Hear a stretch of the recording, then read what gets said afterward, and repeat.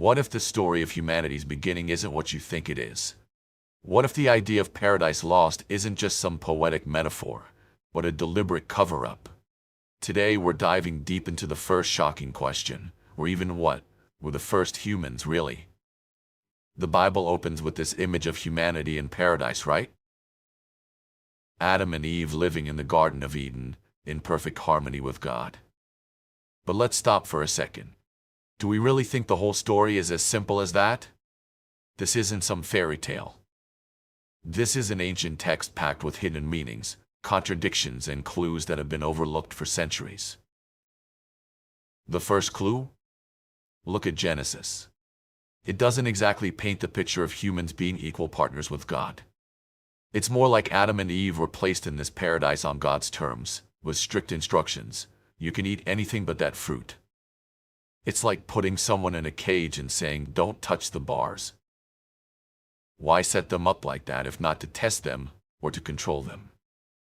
That's not what you'd expect if humans were created as perfect beings or beloved children.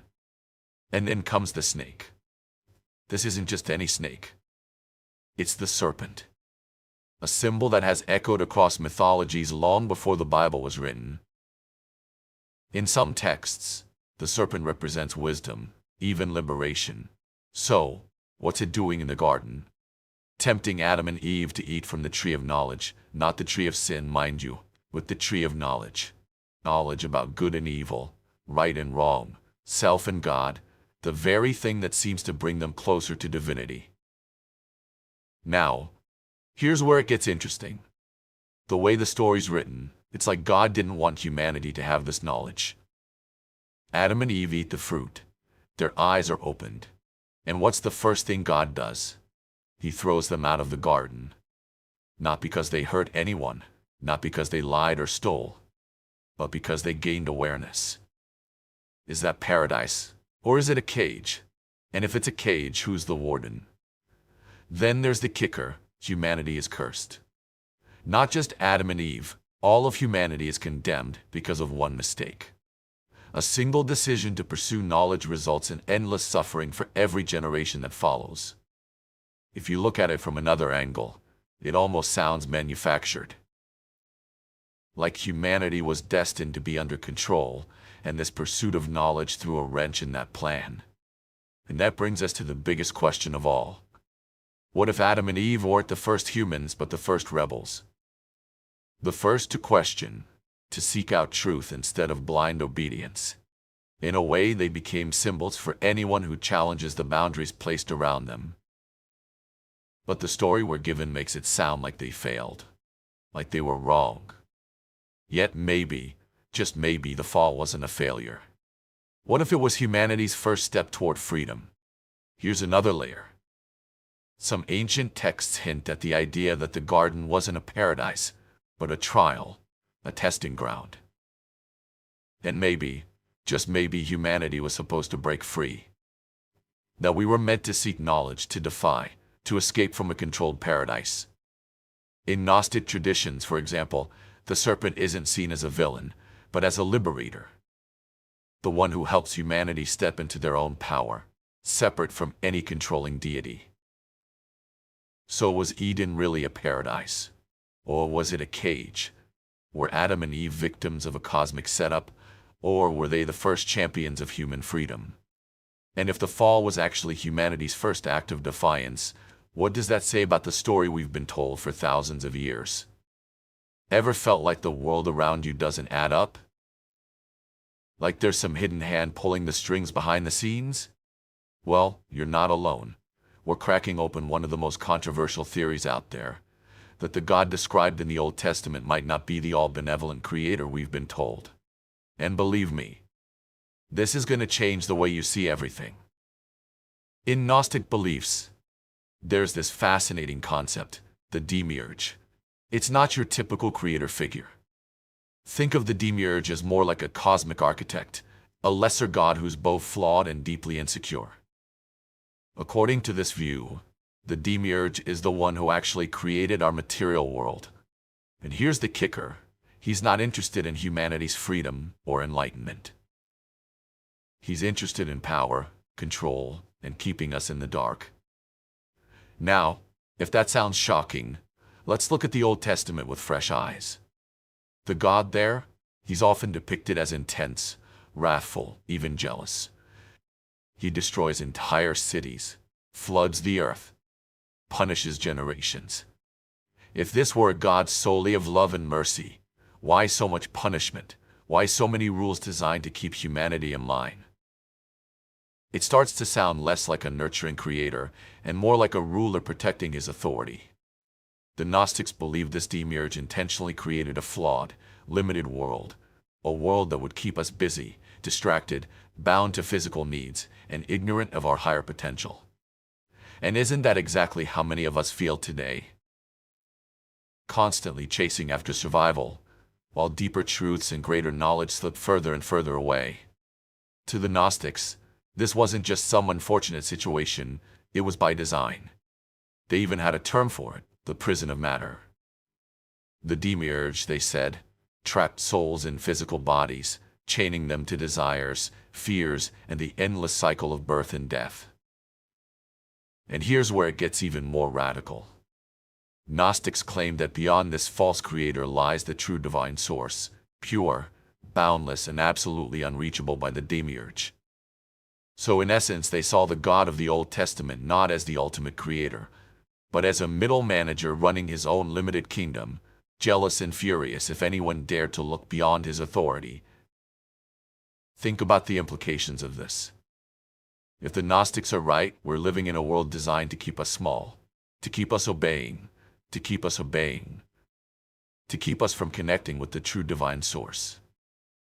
And the creator figure, the one worshipped and feared for thousands of years, is actually working to keep humanity in line, rather than setting us free.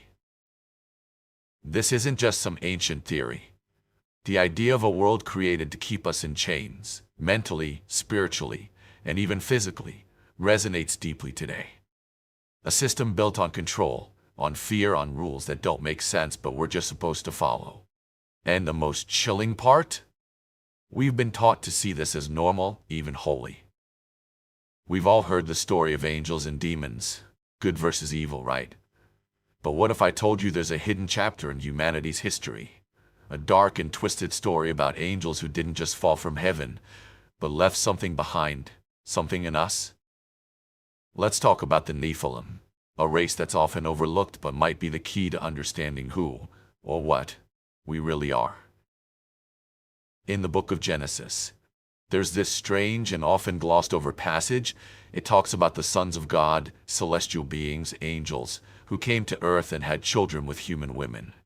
The offspring of these unions, giants.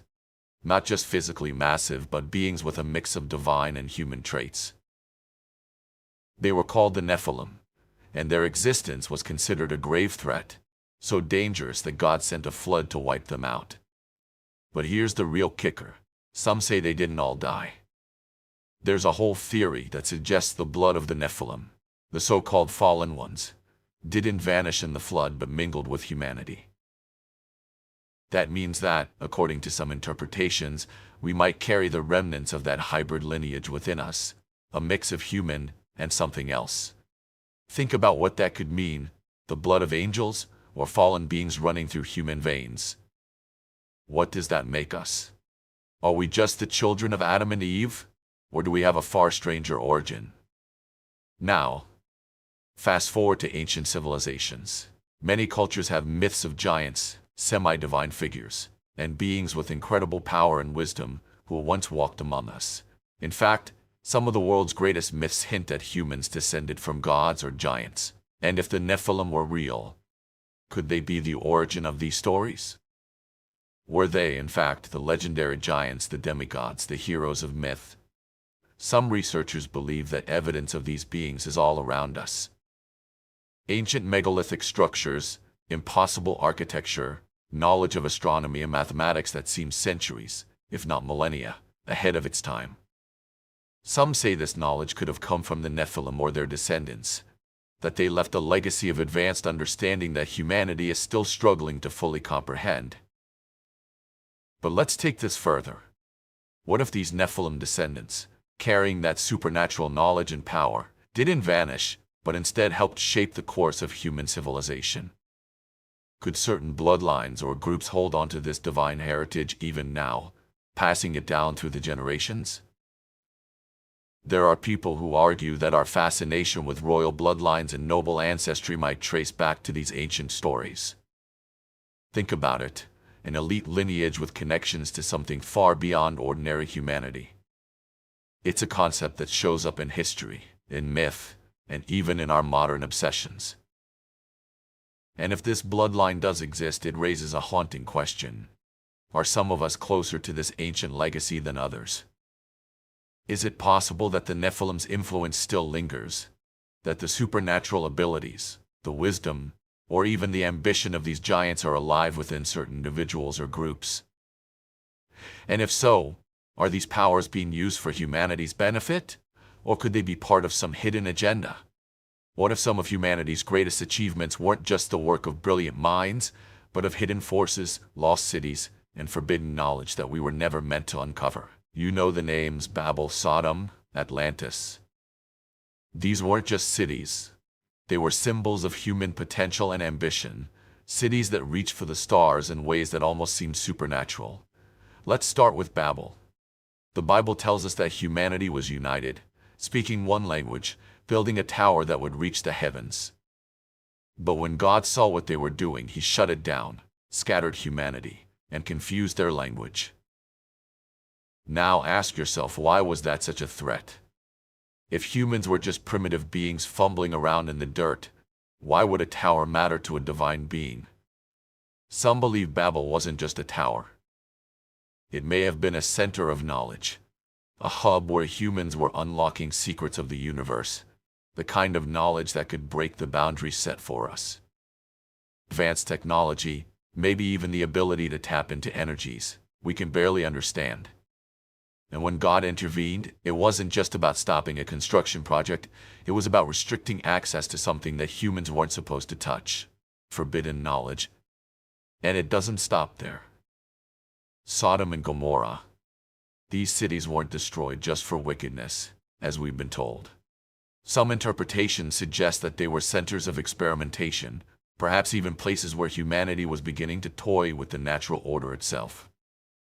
The Bible talks about the sin of these cities, but some ancient texts hint that this was more than moral corruption. It could have involved secrets of life itself, knowledge of creation, maybe even genetic manipulation. It's as if these cities held a forbidden science, a pathway to power that threatened to unravel the fabric of what was allowed. And so, they were erased, scorched off the face of the earth as a warning. Now, Atlantis. It isn't mentioned directly in the Bible, but think about this. Almost every ancient culture has a legend of a golden civilization that fell. Atlantis, in Plato's writings, was an advanced society destroyed by a great flood because of its arrogance and misuse of power. Sound familiar? Atlantis and Babel, two stories of humanity reaching too high, getting too close to godlike knowledge only to be struck down. Some scholars even speculate that Atlantis might not have been a single city but a network of civilizations with shared knowledge, knowledge that we see hints of in ancient Egypt, Sumeria, and Mesoamerica. These civilizations built structures we still can't fully explain today, like the pyramids or Stonehenge. Alignments with stars, solar cycles, mathematical precision that defies what we're told was possible back then. Where did they get this knowledge? Who taught them to build in ways that modern science still puzzles over? And here's the crazy part. There are those who believe remnants of this forbidden knowledge are still around, hidden in secret societies, encoded in symbols and texts, passed down through elite bloodlines. Think about the obelisks, the sacred geometry, the strange symbols scattered across ancient and modern monuments.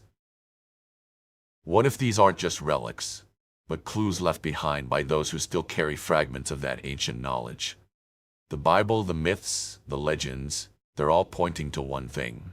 That somewhere in our past, humanity had access to knowledge so powerful it challenged the natural order. A wisdom that allowed us to transcend, to create, to understand reality on a level that most of us can barely imagine. But something, or someone, put an end to it. And now, we're left with fragments, stories, and warnings not to pursue what we've lost. Let's head back to one of the oldest civilizations on record, ancient Sumeria. These people left us with some of the most detailed and intriguing origin stories out there. And they weren't just telling tales of ordinary gods. They spoke of beings called the Anunnaki. According to the Sumerians, the Anunnaki came from the heavens to earth, seeking one thing: resources, specifically gold. But here's the twist: they didn't want to mine it themselves. And that's where humanity comes in. According to Sumerian myth, these gods, the Anunnaki, decided that they needed a labor force, a breed of workers who would toil and mine the earth on their behalf. So what did they do? They created us. Yes, humans weren't created to walk freely on the earth, to explore or to rule. We were made to work, to serve the very beings who shaped us. Now, think about what that means. This isn't some fluffy story of divine creation out of love or compassion.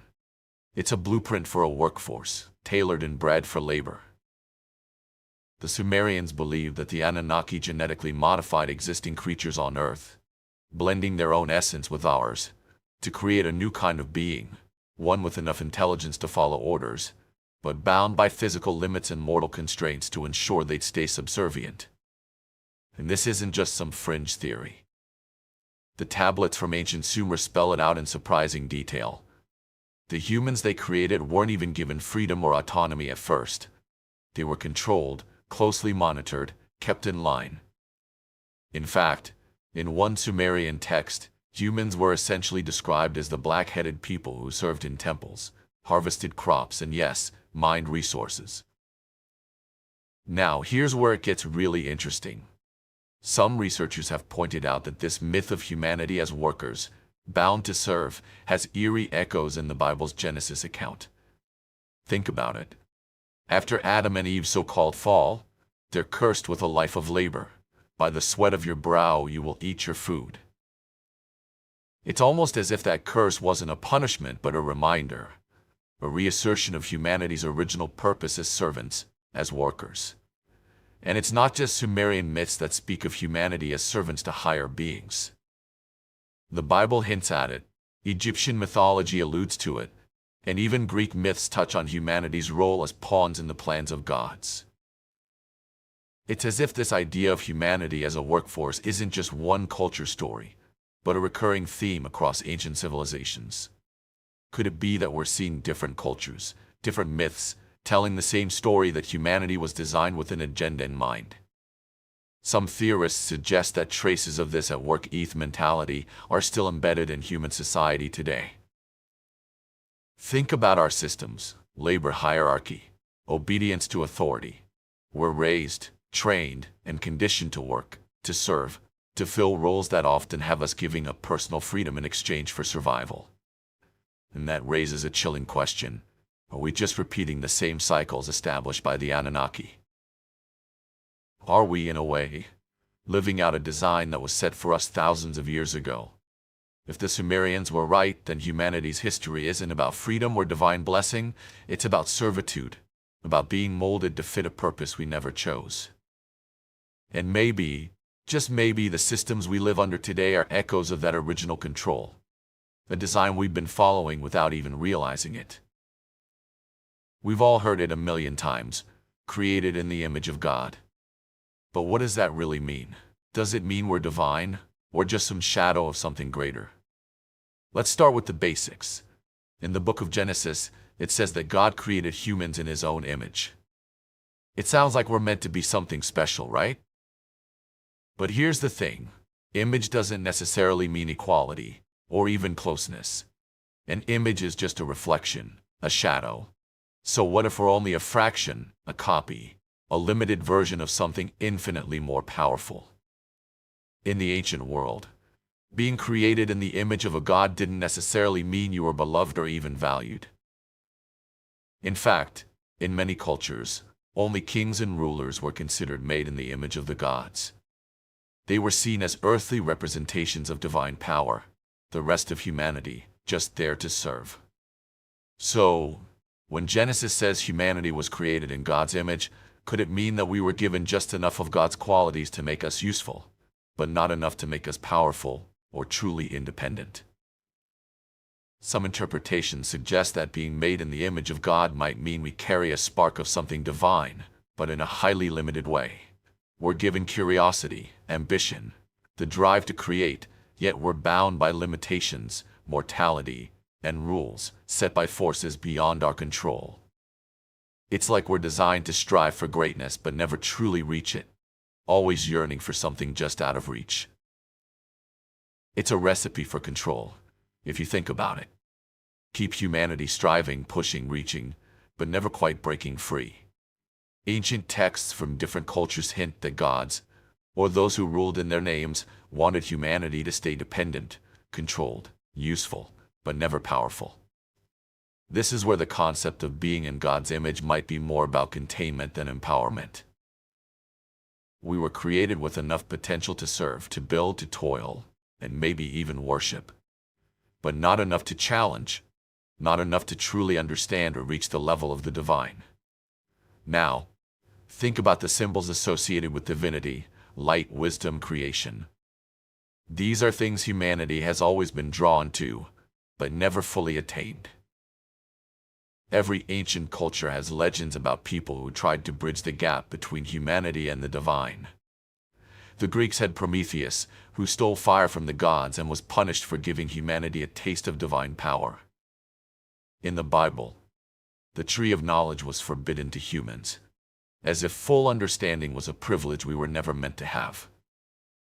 What if this idea of being in God's image is less about divinity and more about restriction? We're given just enough to stay curious, to keep asking questions, but always under the watchful eye of a creator who limits what we're allowed to know or achieve. Even the concept of sin in the Bible often revolves around humans attempting to access forbidden knowledge, forbidden power, things that would make us more than mere reflections. What if there was a point in time when humanity got close to breaking these barriers, when we nearly ascended beyond just images? Civilizations like Egypt and Mesopotamia made strides in mathematics, astronomy, architecture, knowledge that modern science still marvels at. But as soon as we start to approach that level of power or understanding, something happens to bring us back down. Wars, floods, mysterious disappearances of knowledge. It's almost as if there's an invisible limit imposed on how far humanity can go. History is supposed to be a straight line, right? Moving forward, always advancing. But what if that's just an illusion? What if human history is less of a straight path and more of a cycle, repeating the same stories, the same rises and falls, over and over? Every ancient civilization we've discussed had its golden age. The Sumerians, the Egyptians, the Greeks, the Mayans, all of them reached incredible heights of knowledge and power. They built towering structures, developed complex knowledge of the stars, of medicine, of the mind. And then, just like that, they collapsed, their knowledge scattered, their achievements buried and forgotten. And this isn't just a one-time thing, it's a recurring pattern. Some researchers believe that humanity has gone through multiple cycles of civilization, that we're not just the first intelligent society on Earth. They argue that, thousands of years ago, there might have been advanced civilizations that rose, fell, and left behind traces we now mistake for myth. This theory suggests that humanity might not be advancing in a straight line, but spinning on a wheel, reaching for enlightenment, achieving greatness, and then, for one reason or another, crashing back down to start over. If this cycle is real, then what's causing it? Why does humanity rise, reach these incredible heights, and then suddenly lose it all? Is it just bad luck? Is it self-destruction? Or, and this is where the mystery deepens, is there something, or someone, intentionally hitting the reset button? Think about all the stories of destruction that echo across ancient texts. In the Bible, there's the flood. In Hindu texts, we hear about cycles of ages, the rise and fall of civilizations over eons. In Greek mythology, there are tales of Atlantis, a highly advanced civilization brought down because they overreached. And each time humanity loses its footing, and whatever knowledge or power they gained is washed away, forcing us to start over. It's as if we're not meant to break out of this cycle, like there's an invisible hand guiding us back to square one each time we get too close to something. This idea challenges everything we think we know about progress. We've been taught to believe that humanity is constantly moving forward, getting better, getting smarter. But what if that forward movement is an illusion, and every few thousand years, something happens to send us tumbling back down? What if we're part of a controlled loop, rising, learning, building, but never truly escaping the boundaries set for us? If this cycle is real, if humanity has been here before and failed, why are we still in it? Are we being held back by some cosmic force, some boundary we're not allowed to cross? Or could it be that humanity itself has a flaw, some aspect of our nature that keeps us from reaching our full potential? As we look at where we are today, at the height of technology and connectivity, we have to wonder, are we about to break out of this cycle? Or are we heading toward another reset? Are we pushing closer to that invisible boundary? And if so, what happens if we cross it? Will humanity finally unlock the full truth of our origin, or are we destined to repeat this cycle forever? And with that, we reach the end of this journey. Thank you so much for watching all the way through. This video wouldn't be the same without you here, digging into these big questions, exploring these mysteries. Keep questioning, keep searching, and remember, sometimes the answers are closer than they seem. I'll see you in the next video. Thank you.